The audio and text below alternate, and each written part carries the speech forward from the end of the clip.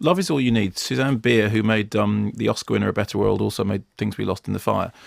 So Trine Dyrholm is Ida, who's recovering in Denmark from breast cancer. Her daughter is marrying the son of Pierce Brosnan's Philip, who is a very, very wealthy man who owns a lush lemon orchard in Italy.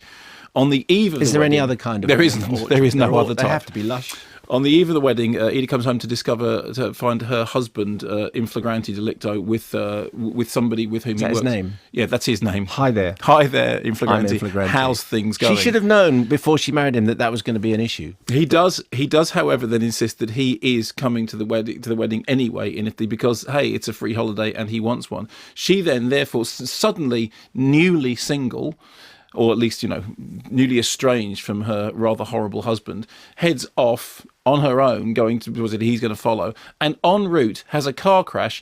In the car crash, very, very low level, low speed car crash, it turns out the car that she's bumped into is the car of Pierce Brosnan, who she's never met before, but who turns out to be quite horrid. Here's a clip. Don't worry, I won't bother you. Hello? Yep. Okay. Listen, it's the radishes, okay? Radishes are top priority. Forget about everything else, you understand? Okay. Speak to you soon. It's actually funny that we haven't met each other before. Yeah, well, I travel a lot and I've been very busy. Actually, I'm very busy right now. With those radishes? I thought you only sold lemons. I started out with the lemons. But then you moved into the radish business. I'm not in the radish business. There's no such thing. Okay. What exactly is it you do then? We sell a wide variety of fruits and vegetables. Tomatoes, lettuce, cucumbers, aubergines, runner beans, broccoli, oranges, and lemons. And, of course, radishes.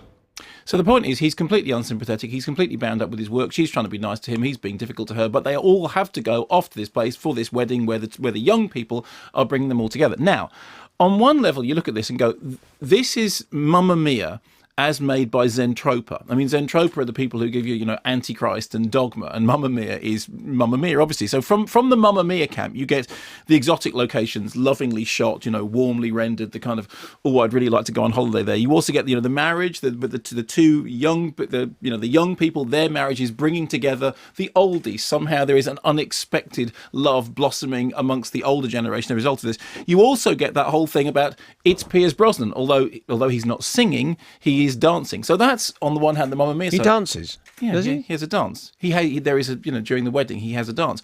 On the other side, from the Zentropa side, you get the film begins with somebody having a consultation after being treated for cancer, talking about the possibility of reconstructive surgery, which they're not interested in, and there's obviously the spectre of mortality and the fact that they don't know whether or not they've got the all clear.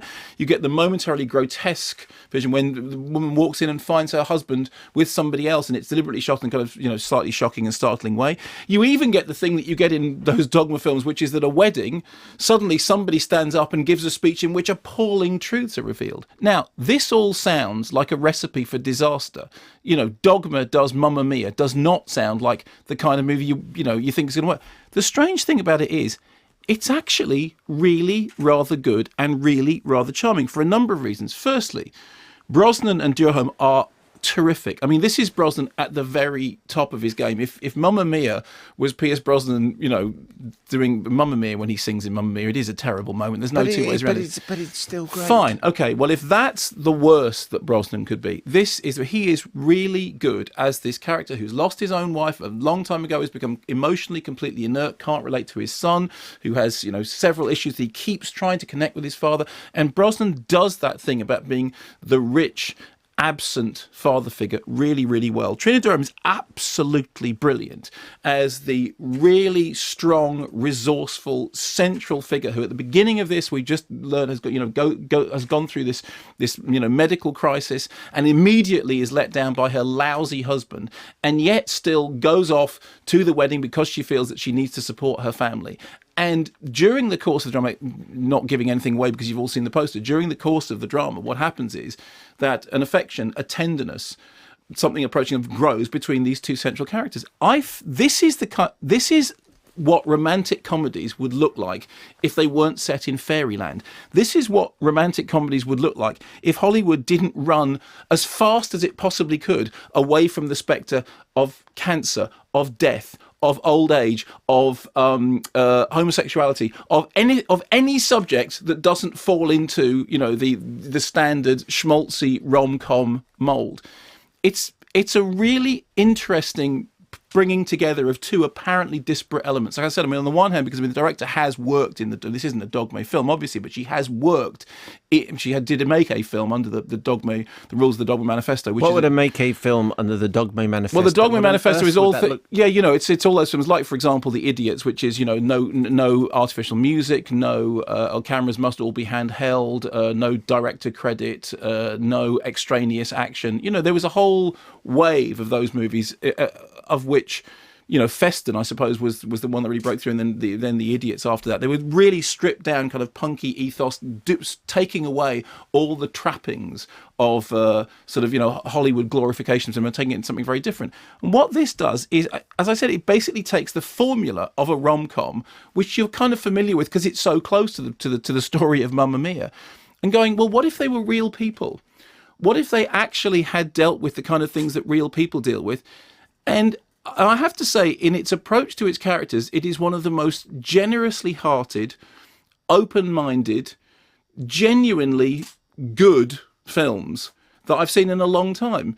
It treats all of its characters with a pretty even hand, and takes and says essentially, you know what, romantic comedy doesn't just have to exist in the kind of world in which everybody had their hair done just before they came on camera. I was surprised because, believe me, I'd seen the poster and I thought this is going to be a slow start to the week, and I was really rather charmed by it. And Brosnan is great, and Trine Dyrholm is absolutely brilliant.